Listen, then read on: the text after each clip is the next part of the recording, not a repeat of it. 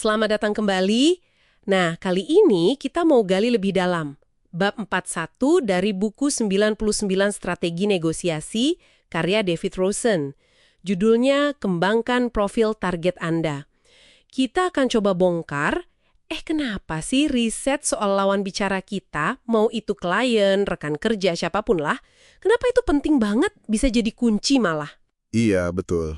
Walaupun sumbernya ini dari taktik negosiator Wall Street ya, tapi idenya ini berlaku umum banget kok. Betul sekali. Ini kan intinya persiapan ya. Persiapan dasar banget malah. Banyak orang mungkin mikir, ya jelaslah saya kenal lawan bicara saya. Tapi pertanyaannya, sedalam apa beneran kenalnya? Dan, kenapa langkah yang kayaknya jelas ini kok sering kelewat? Padahal resikonya lumayan loh. Ini bukan cuma soal tahu nama sama jabatan aja. Menarik itu. Bab ini memang nekenin soal riset latar belakang ya, tapi bukan buat nyari amunisi buat nyerang kan, malah sebaliknya ya. Tujuannya justru lebih defensif, biar nggak bikin kesalahan fatal yang bisa ngerusak negosiasi bahkan sebelum mulai. Tepat, itu dia. Kesalahan paling umum dan paling gampang kejadian itu ya, nyinggung perasaan tanpa sengaja. Di buku dikasih contoh jelas tuh, misalnya nyeletuk soal tim olahraga favoritnya, atau pandangan politik, atau hal sensitif lain kayak agama, keluarga, bahkan hewan peliharaannya. Tanpa kita tahu latar belakangnya, komentar yang niatnya mungkin basa-basi atau bercanda, malah jadi bencana gitu. Tapi ada lapisan lain lagi nih, bukan cuma soal hindarin ranjau. Maksudnya soal menyesuaikan cara kita ngomong gitu. Penulisnya kan bilang kita perlu pemahaman menyeluruh tentang dinamika kehidupan target Anda, supaya bisa efektif menyampaikan pesan dan posisi Anda. Jadi ini soal kalibrasi nada, sikap, bahkan argumen kita biar lebih nyambung gitu ya. Persis, dan ini bukan sekedar basa-basi loh ya. Kita paham latar belakang pendidikannya, publikasi yang pernah dia tulis, atau mungkin organisasi tempat dia aktif, itu bisa kasih petunjuk.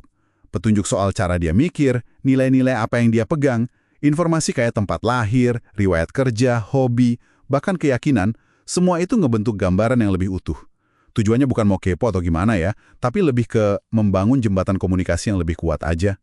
Tapi ada risiko nggak sih kita jadi bikin asumsi yang salah gara-gara info ini? Buku ini nyinggung soal itu nggak? Potensi jebakannya gitu. Nah itu poin bagus. Buku ini nyajiin ini sebagai alat bantu ya, bukan cetak biru kaku soal kepribadian orang. Jadi profil ini panduan aja, biar kita hati-hati. Biar bisa nyesuaiin diri, bukan buat ngejudge atau bikin stereotip. Pakainya harus bijak.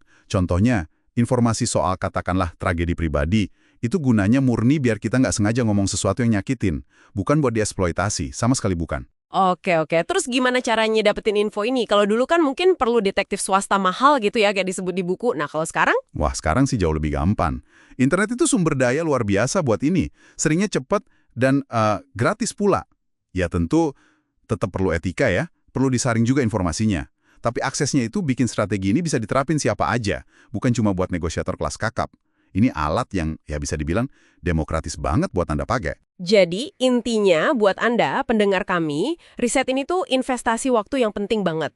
Bisa cegah salah paham, bantu bangun koneksi, meskipun mungkin nggak kelihatan langsung ya. Dan yang paling penting, bikin Anda bisa nyusun argumen yang lebih pas sasaran. Pesan dari bab ini jelas banget sih, jangan pernah masuk negosiasi penting tanpa tahu siapa target Anda. Nah, ini nih yang bawa kita ke potensi yang lebih seru lagi. Kalau Anda benar-benar paham apa sih yang bikin target Anda termotivasi, nilai-nilai apa yang penting buat dia, info yang bisa jadi tersirat dari profil yang Anda bangun itu, ini bisa buka pintu loh. Bukan cuma buat meyakinin dia aja, tapi mungkin buat nemuin solusi kreatif bareng-bareng. Solusi yang nguntungin dua pihak, yang awalnya mungkin nggak kepikiran sama sekali. Ini bisa ngubah permainan. Dari yang tadinya cuma tarik ulur, jadi penciptaan nilai bersama. Oke, jadi kesimpulannya bikin profil target, ini bukan soal taktik licik atau manipulatif ya, tapi lebih ke soal kecerdasan berkomunikasi, persiapan yang matang, sama membangun rasa hormat dalam interaksi. Ujung-ujungnya ya negosiasi yang lebih efektif dan hasil yang lebih baik buat Anda. Sebagai pemikiran penutup nih buat Anda renungkan. Sejauh mana sih pemahaman mendalam soal cerita di balik lawan bicara Anda? Bukan cuma data fakta doang, tapi konteks hidup mereka. Itu bisa secara fundamental ngubah cara Anda nyikapin tiap interaksi penting. Nggak cuma di meja negosiasi aja loh. Coba deh direnungkan.